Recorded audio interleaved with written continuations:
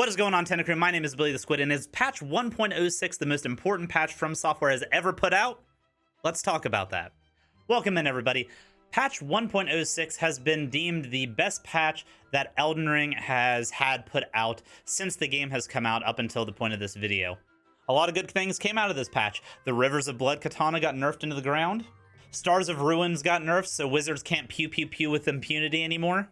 And overall, the balance patch that came out with patch 1.06 was chef's kiss perfect and exactly what the game needed to get a little bit more balance and viability to the PvP scene, which is something that keeps these games alive longer than any other aspect of the game. With mods and co-op being a close second and third, you could probably shuffle those order any way you see fit.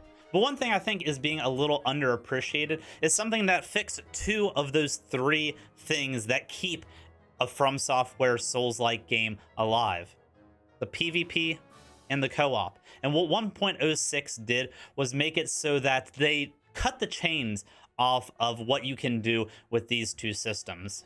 And there's a reason that this is so important, and a reason that I've considered this the most important FromSoftware patch to date.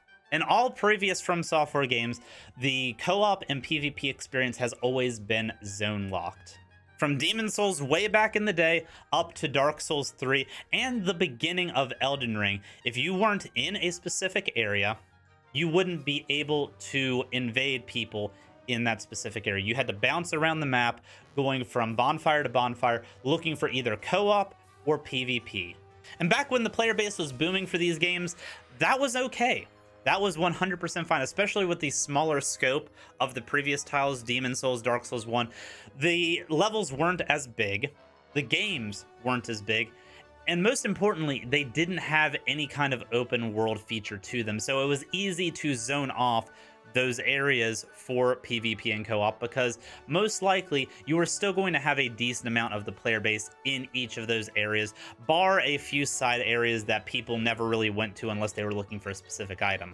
Enter the big weenie of Elden Ring with its massive open worldscape, and you start to see the cracks in this system. Having an open world system with a ton of connected sub-dungeons and mini-dungeons and all this fun stuff that you could get into in that open world made it so that the zoning off felt weird, and dare I say, bad.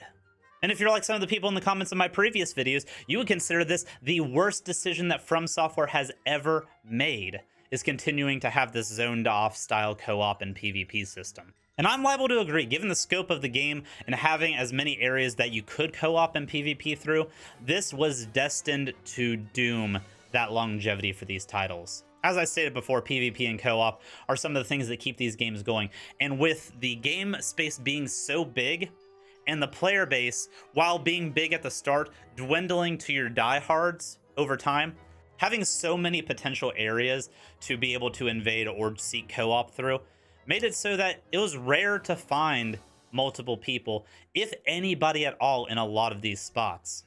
And I'm not talking just like the little niche dungeons that you go to get like a bell bearing or something like that. I'm talking about the legacy dungeons. You try to get co-op and PvP for somewhere like Volcano Manor or Mogwin Palace, you're gonna have a bad time. On top of that segregated community being split up over this huge map, it also made it so that it felt a little clunky to even participate in the co-op aspect of this game. Going from the open world and walking up and seeing a fog wall, having to leave the world, come back into the world in that dungeon, and then continue the co-op just isn't a good feel for this style game. There's a reason why the Seamless Co-op mod is one of the most downloaded mods on Nexus Mods right now. It makes it so that you can play the game start to finish with a friend without having to go through all these hoops to get it to work. And while I have defended the old FromSoft way of doing things, I have opened my eyes to the fact that it could have been done a lot better. And I don't know if it's back-end stuff that prevents it from being a seamless co-op experience. It is a bit unfortunate how the systems go. But with patch 1.06, they're at least opening the door a little bit to moving forward some more modern ideas of how co-op and PvP can work. And this is an easily overlooked section of the patch notes, right at the top, but easily overlooked to get down to the more exciting balancing patches for the weapons. Both co-op and PvP in these games have been opened wide. co-op specifically through the use of golden effigies, and PvP overall has been opened up. And what I mean by opening up is if you have a golden effigy and you place down a gold sign, it will send your sign to most, if not all, of the golden effigies that you have unlocked, making it so that you can be in one section of the map and be pulled to co-op in a completely different section of the game, as long as you yourself have gotten there prior. This cuts down considerably on the wait times for co-op for people that don't playing specifically with a friend, but are just wanting to kind of boss rush through the game, help people with experiences, and don't really care what they're doing. This gives you a way to kind of roulette and just kind of see what's going to happen for that day. Give a little bit of variety to what you're co-oping into, and overall increasing the engagement factor for that co-op experience. For the PvP aspect of the game, it is even simpler. All you have to do is have unlocked an area in the game, and boom, you could be PvP transported into those areas. I do believe whenever you put your red sign down, it prioritizes the area that you're in, but then it starts rolling through all of the other areas in the game that you have unlocked and just plugs you into a PvP invasion quicker than what it would to wait for somebody in the area that you are already in. And I, for one, find this amazing. This is going to give you more PvP invasions to begin with. You're going to have a lot lesser of a wait time going from PvP to PvP. You don't have to jump from area to area now, looking at those red circles, trying to figure out where the hot spots are at that particular time. You don't have to even figure out, okay, well, I have this level of a weapon, I am this level of a character, what areas are going to be viable and what areas are not, because the game's going to do that for you now. And this all came on a standard patch, which I think is the most important aspect of this whole video. This is a massive network overhaul for just being a standard patch. Usually stuff like this in the past has only came out when a DLC has dropped, such as the arenas from Dark Souls 3 being introduced with the Ashes of Ariandel DLC. The fact that we got it on a standard patch really gives me hope that FromSoftware and Bandai Namco are listening to the communities and are working their way forward into making Elden Ring the longest lived game that they have ever put out. And some people will argue, well, it's too little too late. The game's player base has already began to decline. And while that is true, I live by the motto of better late than never when it comes to stuff like this, especially when it comes to massive overhauls like this.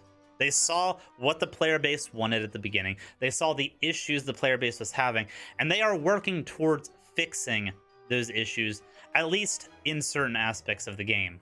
To give you a feel for how much this feature has been wanted in past titles, the mod community is actively trying to perfect a invasion like shuffle system for the prior games as we speak. And whether those had any impact on FromSoftware or Bandai Namco actually pushing forward with this change, it's unclear, but it's also irrelevant because the change has been made, and this is only a net gain for Elden Ring moving forward, especially once the DLCs drop and that player population skyrockets back up to the top. Because I guarantee that those DLC locations are going to be thrown into this co-op and PvP roulette. Combine this with the almost guaranteed arenas that are going to be coming out in Elden Ring at some point, and this game really has the chance to be the definitive PvP and co-op game that FromSoftware has put out. But if they are listening to the mod community, I hope that they see the success of the seamless co-op mod, because if they are able to integrate seamless co-op into Elden Ring au naturel, that would make Elden Ring definitively the best co-op and PvP game that FromSoftware has put out, and would continue to push the bar forward for future titles that this company ends up putting out. And that's the last thing I want to highlight here.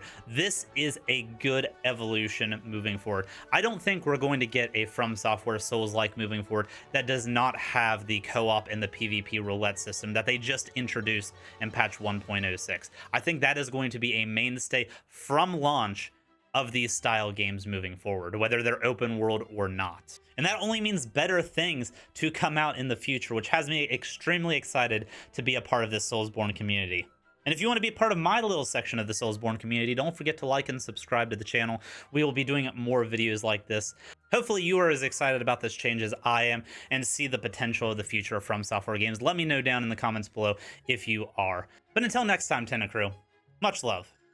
Bye-bye.